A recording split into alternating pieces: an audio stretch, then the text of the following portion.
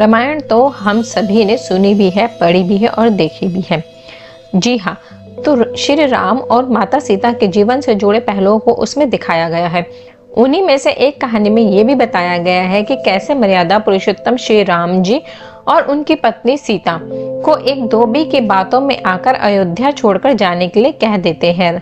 लेकिन क्या आपको ये पता है कि धोबी के रूप में जो जन्मा एक पक्षी था, जिसके श्राप की वजह से माता सीता को वन में भटकना पड़ा था? जी हाँ, श्री राम जी से अलग क्यों हुई थी, किस श्राप के कारण उनको जो है गर्भवती होने पर भी वन में ही भटकना पड़ा था। आपने सुना होगा कि माता सीता को श्राप मिला था। आज मैं उसी बारे में आपको बता रही हूँ। जी हाँ, मिथिला नगरी में जनक राजवंश राज करता था। उन्हीं में से एक राजा शिवध्वज थे। एक बार यज्ञ के लिए वो जमीन जोत रहे थे। उसी समय वहां एक छोटी कन्या निकलती है। इस सुंदर कन्या को देखकर राजा को बहुत खुशी हुई। उन्होंने उस कन्या को अपनी पुत्री बना लिया और उसका नाम सीता रखा। एक दिन सीता अपनी सहेलियों के साथ बगीचे में खेल रही थी। वहां उन्हें एक तोते का जोड़ा दिखाई दिया जो बहुत ही खूबसूरत था। वह दोनों पक्षी एक पर्वत की चोटी पर बैठकर बातें कर रहे थे। पृथ्वी पर श्री राम से विख्यात एक बड़े सुंदर राजा होंगे। उनकी महारानी का नाम सीता होगा। श्री राम सीता के साथ कई वर्षों तक राज्य करेंगे। धन्य है वे जानकी देवी और धन्य है वे श्री राम। तोते की ऐसी बातें सुनकर सीता ने सोचा, ये दोनों तो मेरे ही बारे में बात कर रहे हैं। इन्हें पकड़कर मैं इनसे अपने जीवन से जुड़ी सारी बातें पूछ सकती हूँ।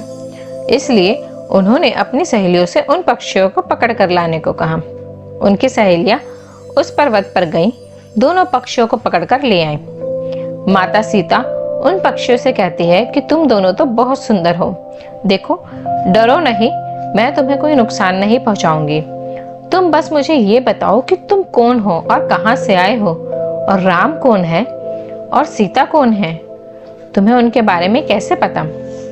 माता सीता से पूछने पर दोनों पक्षी बताते हैं कि एक बहुत विख्यात महर्षि वाल्मीकि है।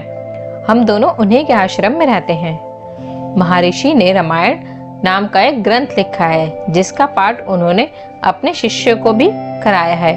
उन पक्षियों ने सीता को ये भी बताया कि इस ग्रंथ में महर्षि वाल्मीकि जी ने बताया है, महर्षि ऋषिशृंग के द्वारा किए गए प्रतिष्ठित यज्ञ से प्रसन्न होकर भगवान विष्णु, राम, लक्ष्मण, भरत और शत्रुघ्न ये 4 मानव शरीर धारण कर पृथ्वी पर जन्म लेंगे। बड़े होने पर श्री राम महर्षि विश्वामित्र और अपने छोटे भाई लक्ष्मण के साथ हाथ में धनुष लिए मिथिला आएंगे और शिव जी से के धनुष को तोड़कर सीता जी से विवाह करेंगे। फिर उस पक्षी के जोड़े ने कहा, हे सुंदरी, हमने तुम्हें सब कुछ बता दिया है, अब हमें तुम छोड़ दो, हम जाना चाहते हैं। पक्षियों की बातें सुनकर माता सीता के मन में और भी बातें जानने की इच्छा हुई। उन्होंने उन दोनों पक्षियों से पूछा कि राम कहाँ होंगे, वह किसके पुत्र हैं, वैसे कैसे वो मिथिला आकर उन जानकी से विवाह करेंगे? नर तोता बोला, श्री राम का मुख कमल के समान सुंदर है, नेत्र बड़े बड़े और खिले हुए हैं, नशिका ऊंची, पतली भुजाएं घुटनों तक, गला शंख के समान होगा। मैं उनका क्या वर्णन करूं, जिनके गुणों का बखान 100 मुख वाला भी नहीं कर सकता। दोनों पक्षी कहते हैं कि जानकी देवी धन्य है, जो जल्द ही रघुनाथ जी की पत्नी बनकर उनके साथ कई वर्षों तक राज करेंगी। लेकिन तुम कौन हो? पक्षियों की बातें सुनकर सीता ने कहा, जिसे तुम लोग जानकी कह रहे हो वो मैं ही हूँ। माता सीता उन्हें कहती है कि मैं तुम दोनों को तभी छोड़ूंगी जब श्री राम यहाँ आकर मुझसे विवाह करेंगे। तब तक तुम दोनों आराम से मेरे घर रह सकते हो। यह सुनकर मादा तोता जानकी से कहती है कि हम वन में हमारे पक्षी हैं, हमें घर में सुख नहीं मिलेगा और मैं गर्भवती हूँ, मुझे जाने दो।